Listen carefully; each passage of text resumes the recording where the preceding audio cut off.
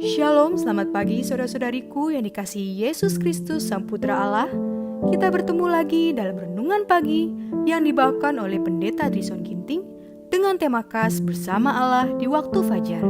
Semoga firman Allah bersama Anda sepanjang hari. Selamat pagi saudaraku, tidak terasa kita sudah melangkah pada hari yang pertama di bulan yang ketiga ini. Tema renungan kita di sepanjang bulan ini adalah barang siapa yang bertahan akan selamat. Dan menjadi perenungan kita pada hari ini, Selasa 1 Maret 2022 dengan judul Keselamatan dari Allah telah terbit. Ayatnya terdapat di dalam Yesaya 51 ayat 5. Dalam sekejap mata keselamatan yang daripadaku akan dekat, kelepasan yang kuberikan akan tiba. Dan dengan tangan kekuasaanku, aku akan memerintah bangsa-bangsa. Kepadakulah pulau-pulau menanti-nanti, perbuatan tanganku mereka harapkan. Saya melihat keindahan surga. Saya mendengar para malaikat menyanyikan lagu-lagu mereka yang riang, memuji, menghormati, dan memuliakan Yesus. Saya kemudian dapat menyadari suatu tentang kasih yang luar biasa dari Putra Allah.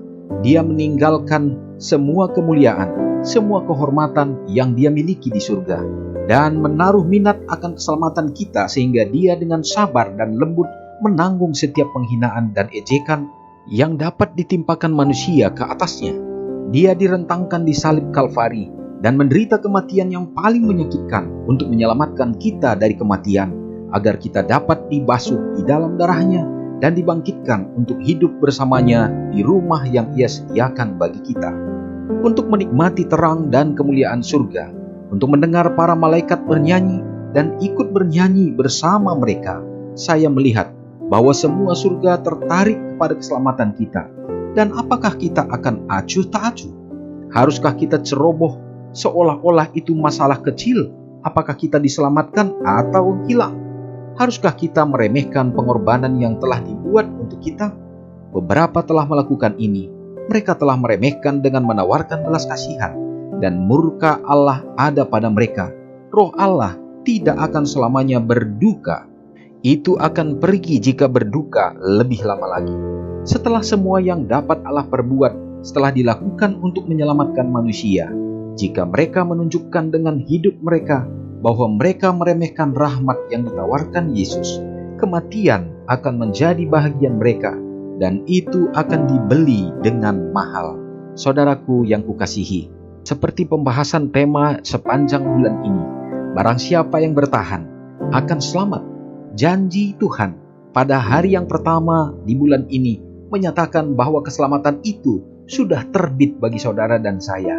Dalam kehadiran Yesus meninggalkan tahta kemuliaannya, lewat kehidupan dan pengorbanannya, dia menanggung derita, dicaci, bahkan dianiaya, bahkan dipermalukan di atas kayu salib, yang justru itu menjadi kekuatannya.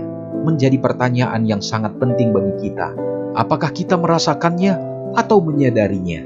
Karena di dunia ini, saudaraku, banyak orang yang sudah acuh tak acuh dan tidak peduli, bahkan sudah melakukan pengorbanan yang berulang terhadap Yesus Kristus, dengan menolak Kristus lewat melakukan dosa-dosa pelanggaran yang selalu berulang. Saudaraku, dengan tegas lewat perenungan kita ini katakan, tidak selamanya itu akan dibiarkan.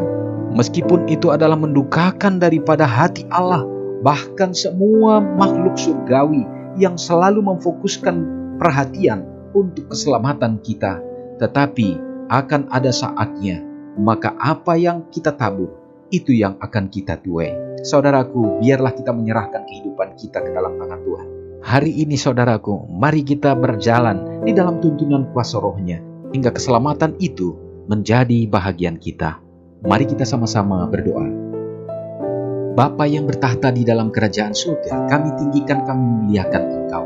Di hari yang indah ini Bapa, kembali kami bersyukur untuk segenap berkat Tuhan. Penjagaan-Mu menjadi bahagian kami dalam melewati malam istirahat. Dan dengan sehat Tuhan berikan berkat yang berkelimpahan untuk melihat kembali dan menyaksikan kebesaran kasih-Mu di sepanjang hari ini. Terima kasih lewat kekuatan yang kami terima dalam pekabaran renungan ini. Biarlah keselamatan itu menjadi bahagian kami. Kehadiran Tuhan selalu ada di dalam hati kami ya Bapa. untuk dapat melihat memandang kebesaran kasih-Mu, dan kami dapat merenungkannya di sepanjang hari ini. Ya Bapa, kami sangat bersyukur oleh karena situasi di sekeliling kami mungkin jauh lebih nyaman dibandingkan di beberapa tempat pada saat sekarang ini yang berada di dalam kekacauan. Terima kasih Tuhan. Tetapi kami juga berdoa bagi saudara kami, umat-umat Tuhan yang ada di belahan dunia yang lain, Ukraina bersama dengan Rusia yang sementara ada di zona peperangan. Tuhan, kami percaya dan kami tahu begitu banyak umat-umat Tuhan yang percaya kepadamu juga, yang sekarang ini menderita. Biarlah Tuhan juga menolong mereka ya Bapa. Tuntunlah mereka, mulai dari anak-anak, para remaja, orang muda, dan juga para orang tua. Pada saat ini hidup di dalam kekhawatiran, Tuhan tolong ya Bapa. Kami percaya semua ini segera akan berlalu. Kami berdoa bagi saudara kami yang tertimpa oleh bencana alam di berbagai tempat. Biarlah Tuhan tolong ya Bapa, meluputkan mereka dan melindungi mereka, memberikan kesehatan dan juga dalam semua keperluan kebutuhan. Tuhan akan cukupkan dengan cara-Mu ya Bapa. Terima kasih ya Tuhan untuk segenap janji berkat penyertaan-Mu. Tentu ini menjadi bahagian kami semua dimanapun kami berada. Semoga hari ini kami akan dapat merasakan berjalan bersama dengan Tuhan. Ampuni dosa kami Bapa. Di dalam nama Yesus kami berdoa. Amin. Selamat pagi, Tuhan Yesus memberkati. Ingatlah Matius 5 ayat 13-16. Biarlah kamu menjadi garam yang mengasinkan dan terang yang menyinari kehidupan orang lain. Jangan lupa subscribe, like, dan share ke seluruh dunia.